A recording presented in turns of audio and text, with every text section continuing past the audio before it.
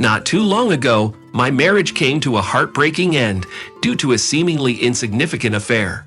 Some may argue that I have no right to complain since I was the one who cheated. However, the truth of the matter is quite the opposite. Let me explain. Prior to this incident, my wife and I did not have any children, which sometimes made me feel a bit anxious. Looking back now, I realize how fortunate we were that my wife often spent time with her best friend, who happened to be a married mother of 4 delightful daughters. Their frequent gatherings at home or in local cafes never bothered me. You know how conversations among women can sometimes result in new desires or demands. Well, in our case, it was the complete opposite. Seeing the lifestyle and responsibilities of her friend, Lenka, made my wife appreciate our childless freedom even more. At the time, I mistakenly thought she was grateful for her own circumstances. In reality, I wasn't alone in this situation. I had 2 friends from college who can vouch for that. The frustrating part is that our family friends ended up causing conflict within our family. During the May holidays, we planned to have a barbecue on the beach in our city. The beach area was equipped with barbecue pits for everyone to use. However, in order to secure a spot for the holiday, we had to arrive early in the morning, around 8 o'clock or even earlier. I didn't have to work that day, but my friend Lenka, who claimed to be working from home, wasn't exactly putting in much effort.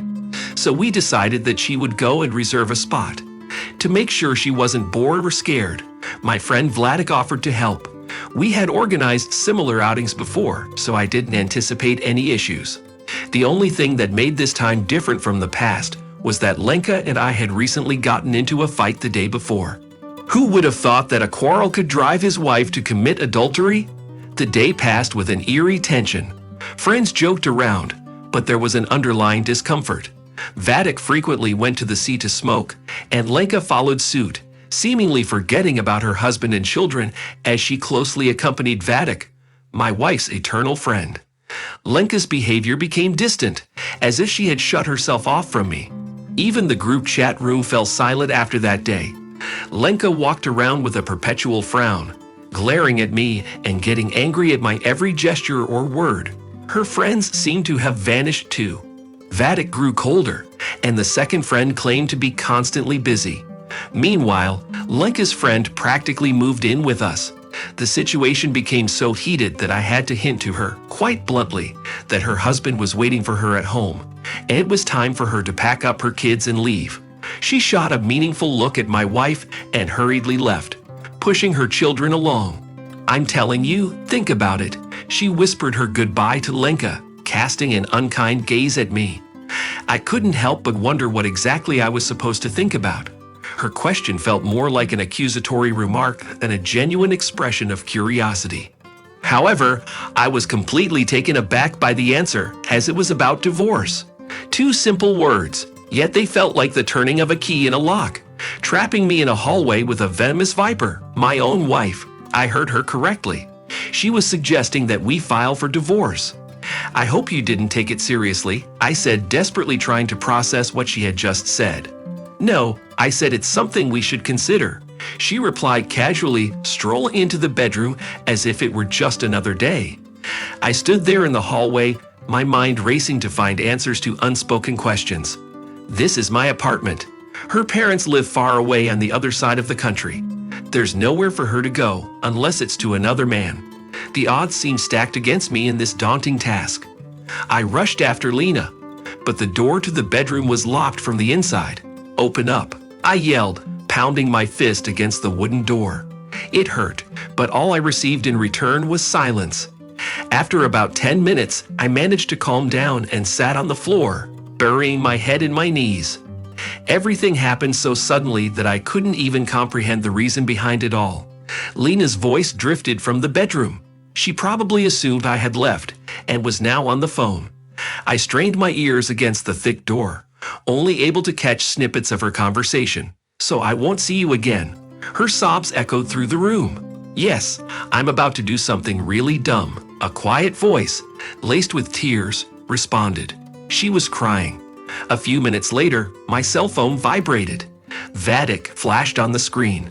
Timing couldn't have been worse, but I ended the call abruptly. The call was repeated a few seconds later, but I ignored it again. I sat on the floor, waiting for Lena to call her lover once more, but eventually her cries subsided.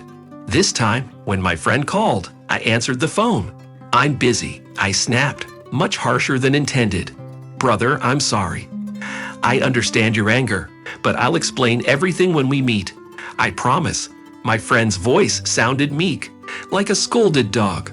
But now, my focus wasn't on us. It was on Lena. What should I do about her? Suddenly, my friend's voice changed. "Take Lena to the hospital. She's taken a sleeping pill. After that, you can punch me all you want," he said, his words hitting me like a punch to the gut. Truth be told, I was at a loss myself. The information trickled in slowly, like a painfully unfunny joke. Wife with best friend, the worst combination imaginable. All I needed was to catch them in bed. Perhaps I should kick the door in. Lenka lay sprawled out on the bed, seeming oblivious to the noise around her. However, something was about to change. After spending 24 hours in the hospital, the doctor registered her and she was finally released. When we arrived home, our conversation was brief. Lena's responses were short and to the point. "Did you cheat on me?" I asked. "Yes," she replied. "With Vadik?" I pressed further. "Yes, a long time ago," she confessed. "When?" I could feel my patience wearing thin. My wife looked up at me, her eyes filled with a newfound recognition. We had a fight, and the next morning Vadik was surprisingly kind and made me laugh. He even set up a tent for the kids, and that's when it happened. Our children caught us in the act. "He was better than you," Lena said, her words cutting through me.